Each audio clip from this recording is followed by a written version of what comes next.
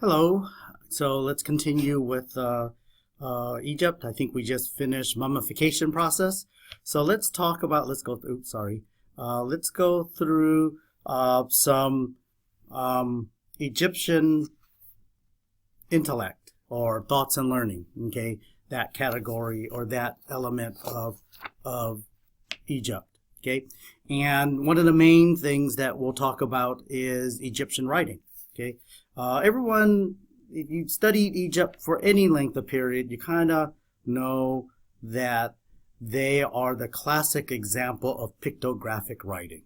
Okay, so they call their writing hieroglyphics, or we call it hieroglyphics. It is pictographic. It is still pictographic. Okay, you could see that these words or meanings are pictures. Everything's pictures. There's no letters. Okay, so there's pictographic.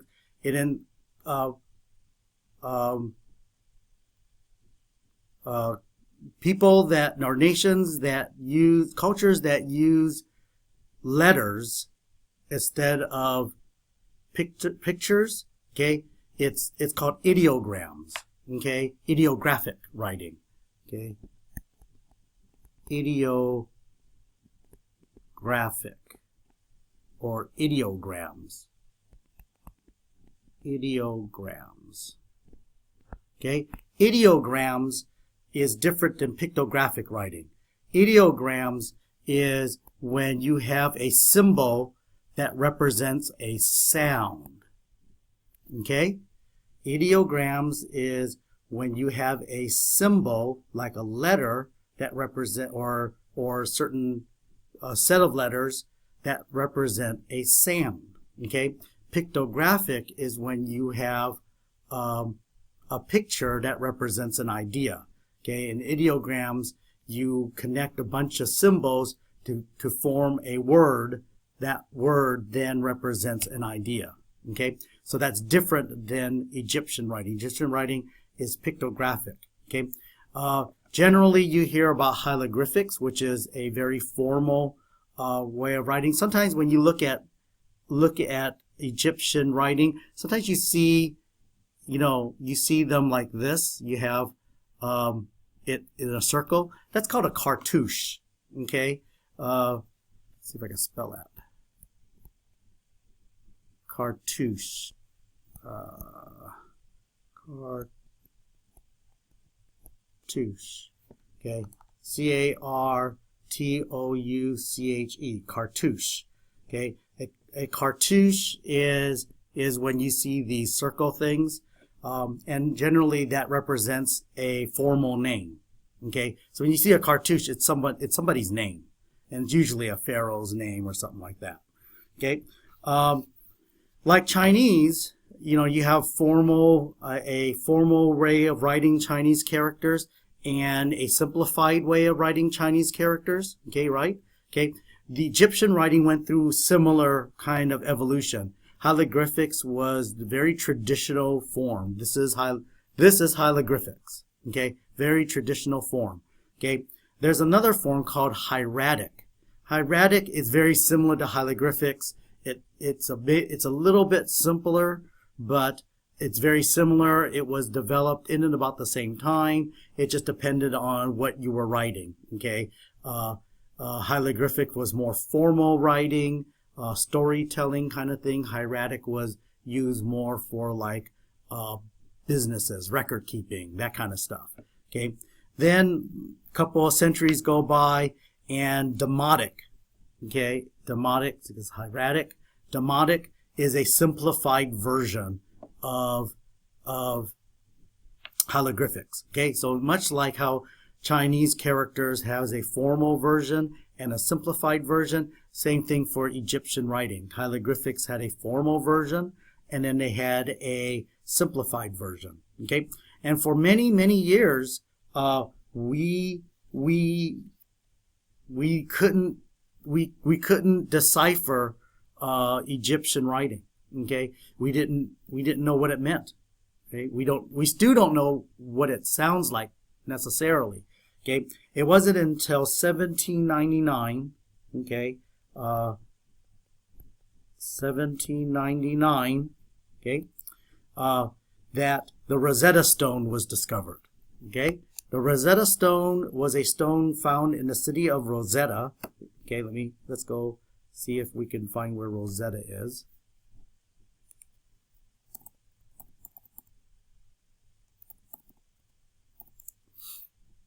Okay, there we go.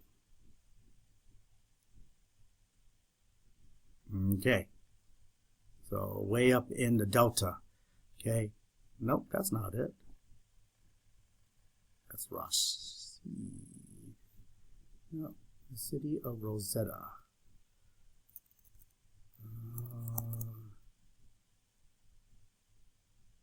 Oh, nope, don't want to do that. Going all over the place.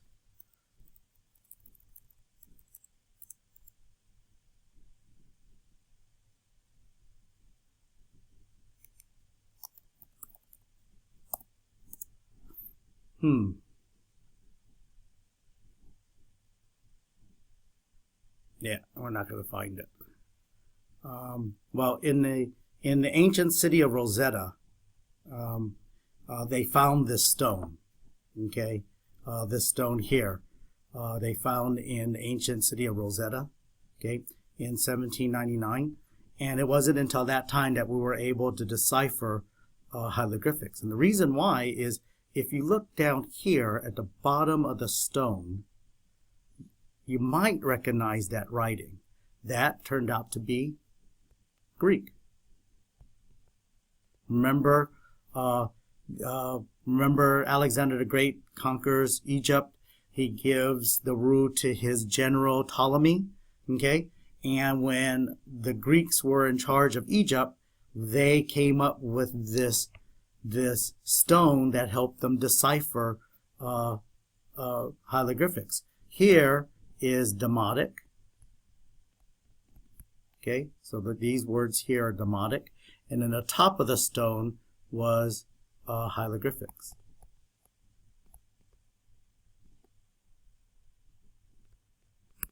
Okay, and so with this, special stone, we already know what Greek is. We were able to decipher Demotic as well as hieroglyphics. Okay, and then after 1799, we were able to understand what a lot of the writings were in ancient Egypt. We're still not sure if we're pronouncing it correctly. Okay, but at least we know what it means. Okay. All right, now let's go on to a couple other things before we leave here. A couple other things to talk about in terms of thoughts and learning. Okay. What the Egyptian also developed a calendar. Okay, 12 months in their calendar they developed. Okay, they also were pretty good at math. Okay, you had to be in order to build those pyramids. Okay, that's all geometry and all mathematics. Okay, so they were pretty good at math, adding, subtraction, division, geometry. Though they had their forms of mathematics. Okay, they also invented the sundial. Okay, to tell time in a day. Okay, you've seen those sundials where there's little point, and then depending on how the sun shade is and what time of a year it is, they could kind of determine what time of day it is. Okay, so they were able to tell time of the day. They had a calendar. They knew it was 12 months to a year, and they knew their math. Okay, so that's pretty good. Okay, we also talked about their society. We talked about that it was matriarchal. Remember, bloodline goes through the family. Okay, the female. Okay, we talked about the pyramids were also part of their arts and crafts. We talk about arts and crafts as well as their writing is very much their arts and crafts. Okay, all right. They did a lot of sculpting. It's a big sculptures that we've seen in Google Earth and stuff. Okay, all right. Let's move back to our political periods. Remember, we had already talked about the pre-dynastic period, the Old Kingdom. Okay. where the pharaohs and the pyramids were built. Okay, it's where we spent much of our time. The first intermediate period was a lot of social unrest, especially with the nobles. There were some invaders from the outside, but a lot of internal fighting, struggling. Okay, and then we now move to the Middle Kingdom. By the time the Middle Kingdom came around in 2100 to 1788 BC, the government became pretty weak. Okay, the cult of Osiris becomes very popular. Osiris, sorry. Okay, and this is also the time of Joseph. Joseph came in about the Middle Kingdom. Okay, let's finish up the Joseph story. Remember where we left off last? We left off last with Joseph getting his brothers upset. They sold him to slavery. Okay, and he ends up going to Egypt as a slave. Okay, he worked at a house of a man by the name of Potiphar. Okay, he worked at his house. He was a slave for Potiphar. Okay, but Potiphar's wife tried to take advantage of Joseph, and Joseph, didn't allow Potiphar's wife to take advantage of him. So Potiphar's wife accused Joseph of trying to rape her. Okay, so Potiphar throws Joseph in prison. Okay, while he's in prison, there were two other people in prison, a cupbearer and a baker. Okay, and they had these dreams, and Joseph helped interpret the dreams of these two, and when the cupbearer and the baker were released, Joseph said, try to remember to tell the Pharaoh about me, remember about me. I helped you out with your dreams. Okay, of course, the cupbearer and the baker, they don't remember Joseph at all. Okay, and then the Pharaoh ends up having a dream. Okay, and he's trying to figure out how to interpret the dream, and then these guys remember that Joseph was able to interpret dreams. So Joseph was brought out of prison, and he ends up interpreting the Pharaoh's dream, and he talks about the fact that the Pharaoh has this dream where there was going to be 7 years of prosperity and 7 years of famine. Okay, so the Pharaoh ends up putting Joseph in charge of creating these storehouses. Okay, to store up grain for the famine. And so Joseph ends up becoming a vizier. The vizier is like second in charge. He's like, there's the Pharaoh, and right after the Pharaoh is the vizier. So Joseph rises to the power of a vizier, the statue of a vizier. And he starts, developing these storehouses, and they store grain, and they store food and stuff like that for during the 7 years of prosperity. And then the famine hits. And when the famine hits, Egypt was the only ancient civilization that had grain. Okay, so everyone around the Middle East and the Fertile Crescent would have to go to Egypt to buy grain during this famine. Okay, and this included Joseph's brothers. Okay, and so Joseph's brothers goes to Joseph, and they don't recognize Joseph. Remember, Joseph by this time he probably looks more Egyptian than he does Hebrew. Okay, with the painting of the face and all this kind of stuff, and he wearing really fancy Egyptian clothing. Okay, and so they didn't recognize him, and they had to bow down to him. Okay, to ask for grain. And Joseph recognizes his brother, but he doesn't tell them. And now, remember his dreams, where he dreams about 7 stalks of hay bowing down to him. Okay, and then later the sun, moons, and stars, 11 sun, moons, and star bowing down to him. Okay, and that was his brothers. Sorry, I got a phone call, so I'm trying to remember where I left off. Okay, I think I left off with Joseph bringing recognizing that his brothers were showing up. They had to bow down to him to purchase grain. Okay, and so his dreams now come true. Okay, the dreams of these 11 brothers bowing down to him. Okay, so Joseph tells the brothers, I'm not going to sell you grain until you bring your father. Is your father still alive? They say, yeah, father's still alive. Well, bring your father here. Okay, and then so the brothers go home, and then they go and they bring the father, Isaac, okay, or Jacob, right? And then Joseph, reveals himself to his father, and all the brothers like, oh, we love you, and then so Joseph says to them, well, instead of just buying grain and bringing it back, why don't you just move the entire Hebrew nation into Egypt, and then we could take care of them during this time of famine. Okay, and so that's what they did. They ended up moving all the Hebrews, or the Israelites, from the 12 tribes into Egypt. Okay, so that's how the Israelites ends up in Egypt by the time Moses comes around, which is in the New Kingdom.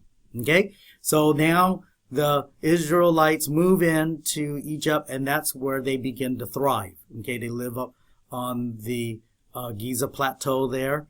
Okay, and they start developing their nation there. Okay, and then in the Genesis, Joseph dies at the end of Genesis and then is buried.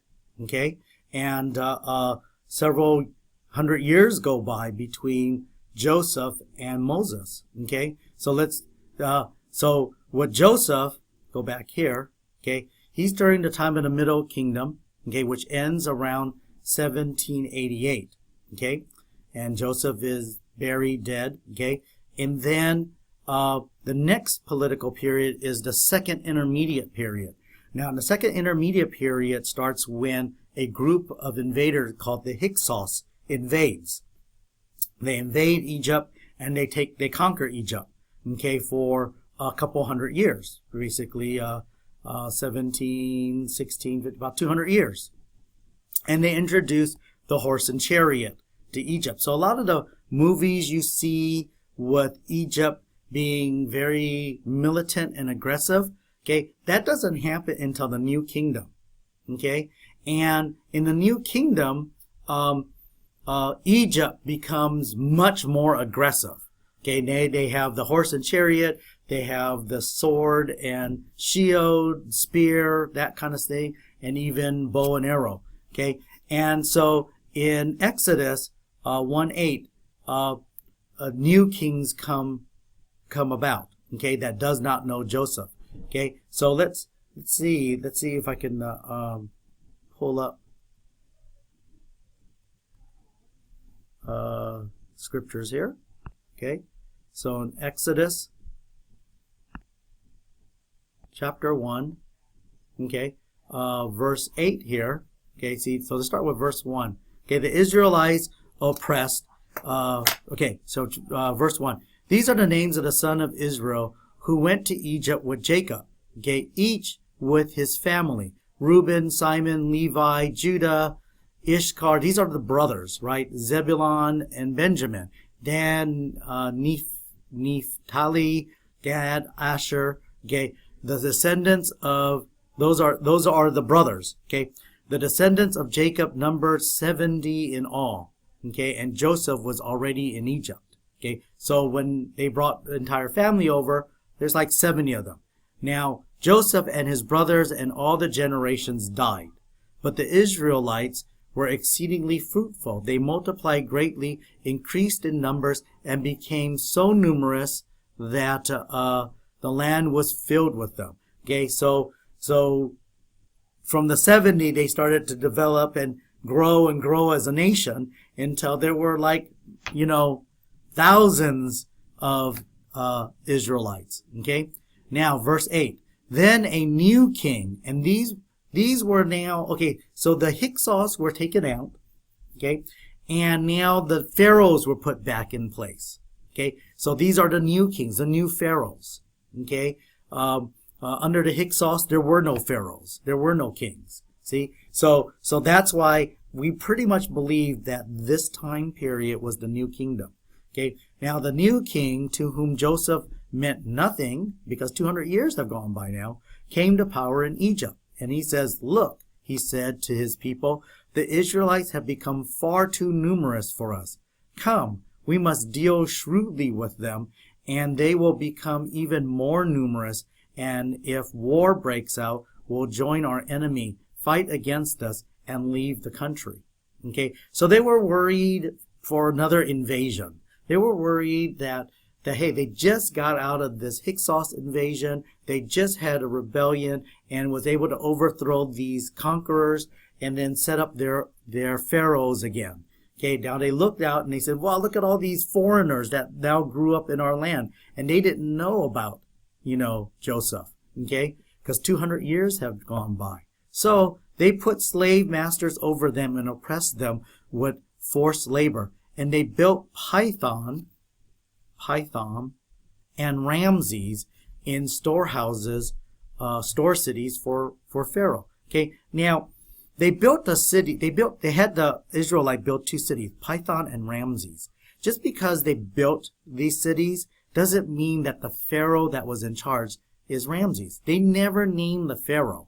Okay, and Ramses is a very popular name. It's kind of like George Washington for the United States. So that you have Washington Elementary School, Washington Street, that kind of stuff. So what? So they had a city named Ramses. Doesn't mean the Pharaoh was named Ramses. But the more they became oppressed, the more they multiplied and spread. So the Egyptian came to dread the Israelites and worked them ruthlessly. Okay, all right, and then eventually, they made their lives bitter for harsh labor in brick and mortar and with all kinds of work in the fields. In all their harsh labor, the Egyptian worked them ruthlessly. The kings of Egypt said to the Hebrew midwives, whose names were Shephrah and Puah, okay, "When you are helping the Hebrew women during childbirth on the delivery stool, if you see that the baby is a boy, kill him. Okay, but if it's a girl, let her live."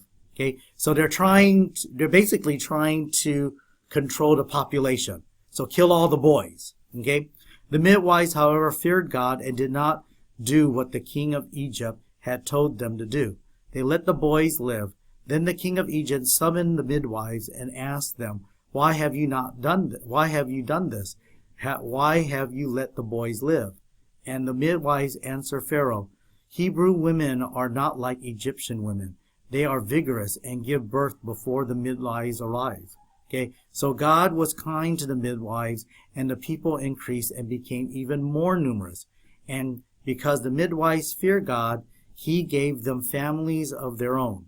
And the Pharaoh gave this order to all the people: "Every Hebrew boy that was born you must throw into the Nile, but let every girl live." Okay, so the Pharaoh now sends out, because the midwives allowed the boys to live, the Pharaoh decided to kill all the boys, to throw them in the Nile. Okay, and then so that's where Moses is born. Okay. Now a man of the tribe of Levi married a Levite woman, and she became pregnant and gave birth to a son. When she saw that he was a fine child, she hid him for 3 months. Okay, but when she could hide him no longer, she got a papyrus basket for him and coated it with tar and pitch. Okay, then she placed the child in it and put it among the reeds along the bank of the Nile. His sister stood at the distance to see what would happen to him. Then Pharaoh's daughter went down to the Nile to bathe, and her attendants were walking along the riverbank. She saw the basket among the reeds and sent her female slave to get it. Okay, she opened it and saw the baby. He was crying, and she felt sorry for him. "This is one of the Hebrews' babies," she said. Then his sister asked Pharaoh's daughter, "Shall I go and get one of the Hebrew women to nurse the baby for you?" "Yes, go," she answered. So the girl went and got the baby's mother. Pharaoh's daughter said to take her, "Take this baby and nurse him." And then eventually what happens is the Pharaoh daughter raises Moses as her own child. And so Moses grows up in the house of the Pharaoh. Okay, and eventually God tells him to help let the people go. Okay, so that's Exodus, first chapter or 2 of Exodus. Okay, new kings come around. They didn't know Joseph.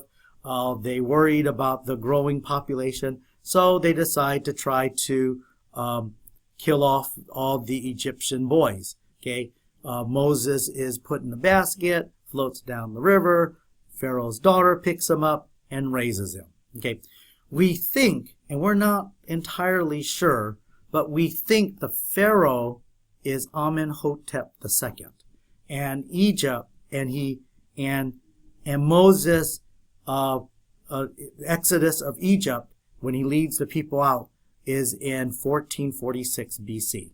Okay, before Moses, there was a very powerful Pharaoh by the name of Thutmose the Third, who ends up becoming very, powerful and conquers the Fertile Crescent. Okay, for Egypt. So Egypt becomes pretty powerful by the time Moses comes around. Okay, this is Thutmose the Third. Okay, there was also a issue with Hatshepsut. Hatshepsut. Now remember, whoever marries the female becomes the pharaoh. You can only be a boy to be a pharaoh. Hatshepsut was a female who wanted to become pharaoh. So she dressed up as a male, and she even put on a wig, wore a kind of a beard kind of wig thing, and she dressed up as the pharaoh, and then she ruled as the pharaoh. Now, many people, you wonder how, she looks like a female. Why? How come they didn't know? They didn't know because remember, with all the inbreeding, with all the brothers and sisters getting married and having children, okay, there was so much deformities within the pharaoh line that a lot of the pharaohs actually look pretty deformed and they look pretty feminine to begin with. Okay, so she probably just looked like any other pharaoh, but then she ended up being a female. Okay, and they eventually found out later after she dies. Okay, and then they try to erase her from history, but she is the only female pharaoh. So very important thing. Okay, all right. Let's see. Amenhotep II, which is the son of Thutmose III. Okay, which we talked about here. Okay, Thutmose III. Okay, Amenhotep II is probably the one where Moses grew up under in his household. Okay, and this is a statue of Moses by Michelangelo. Okay, and you notice up here he has horns up here. I'll tell you why did Michelangelo sculpted Moses with horns later. Okay, but if you could tell me, that'd be, let's see who can find out why Moses has horns. Why did Michelangelo think Moses had horns? Okay. Anyways, if you remember the story of Moses, he eventually tries to get the Pharaoh to let the people go. The Pharaoh says no. God sends 10 plagues to Egypt. Okay, and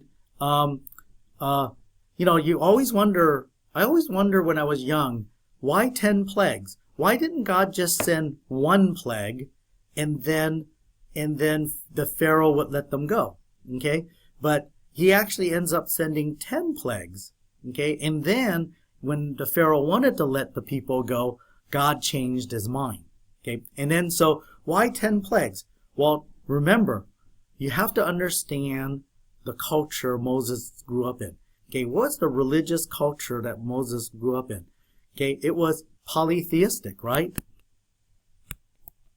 Polytheistic, okay? And so they believed in many gods, and they were naturalistic. All the gods were representative of, animals or things in nature, okay? So remember the first plague? The first plague was that the Nile turned to blood, okay? Now, that attacked Hapi. Hapi is the god of the Nile. So after the Nile turns to blood, the Pharaoh goes down to the Nile to try to pay to Hapi so that Hapi would change back into water. Hapi doesn't because he's not real. Okay? And the Nile stayed blood. Okay? And it wasn't until Moses allowed the Nile to go back to water that the Nile went back. They always stayed as blood. Okay? The next plague was of frogs. Okay, where there was tons and tons and thousands and thousands and thousands of frogs. They were even in the Pharaoh's bed, okay, and they couldn't get rid of the frogs. Well, that's to attack Heket, to show that Heket, the frog god, had no power, okay? And so the rest of the 8 plagues attacked each god of Egypt, okay? So let's see, you could do some research and find out who, where all the dirt and dust turned to gnats, like flies, like little gnats, not big flies, but little gnats. And that was everywhere, okay? And then flies came around. Then the livestock, the animals died. Boils were these, like lesions or, pussy, big, ugly, problems with your skin. They had those all over their skins, and those were called boils. Hail is hail from the sky, big ice balls from the sky coming, and this is in the middle of the desert. So what did they hail in the middle of the desert? Ice balls. Okay, what god did that attack? Locusts came and ate up all the crop. Okay, what does that attack? Okay, this one you might be able to figure out without looking up. Okay, for 3 days, the sun went dark. Okay, the sun went dark. Who did that attack? Who is the sun god? Okay, and then the death of the firstborn. Who did that attack? What god did that attack? Okay, so even the Pharaoh's firstborn son died, and they couldn't. He couldn't save his own son. Okay, so what god did that attack? Okay, and remember, in the death of the firstborn, the Israelites, when the death angel came, they put the blood of the unblemished lamb on their doorposts. Okay, and that was called the Passover. Okay, so that when the death angel came, okay, if they saw the blood on the doors, the angel would pass over that house, and then the firstborn son would not die. Okay, this is a very important part of Jewish culture today. Okay, even today, the Jews still practice the Passover. Okay, and it goes all the way back to the Moses and the plagues, and this represents the coming Messiah. Okay, I don't think I have enough room here. Yep, I didn't think so. Back up. Okay, this represents the Messiah, the coming Messiah, the promised person that was promised. Remember in Genesis, after Adam and Eve sinned and the serpent sinned, okay, God promises a coming Messiah. Now, we believe that is Jesus, okay? The Jews still don't believe in Jesus, so they're still waiting for this Messiah. So they still practice the Passover. Whereas Christians, we don't practice the Passover anymore because Jesus already came. The Messiah already came. We believe. Okay, but this started with this whole plague. Okay, and that's known as the Passover. Okay, and every year the Jews have the Passover feast. Okay, all right. Okay, and then so eventually the Egyptians releases the Israelites. Moses goes out. The Pharaoh changes his mind and then goes after the children of Israel, the Hebrews again. Okay, and then Moses parts the Red Sea. Okay, with God help, Moses parts the Red Sea, and the children of Israel walk across on dry land. Okay, and we're not exactly sure where that was in the Red Sea. We don't think it was here. Okay, it might have been here or here. Okay, but we're not really sure where it was. But as in Genesis, what happens is Moses and the Hebrews are being chased by the Egyptians, by the Pharaoh. They get to the Red Sea. With God's help, Moses parts the Red Sea. The Hebrews ends up walking on dry land. Okay, they get all the way across. When the Egyptians go across the Red Sea, God closes up the Red Sea and kills all the Egyptians. Okay? Okay, let's end the video here, and then we'll finish up Moses. Now that Moses left Egypt, that kind of finishes our section of Egypt. Okay, and then we'll follow Moses into the desert later. Okay, and then we'll get into our text reading. Okay, well, that's it for now. Okay, bye.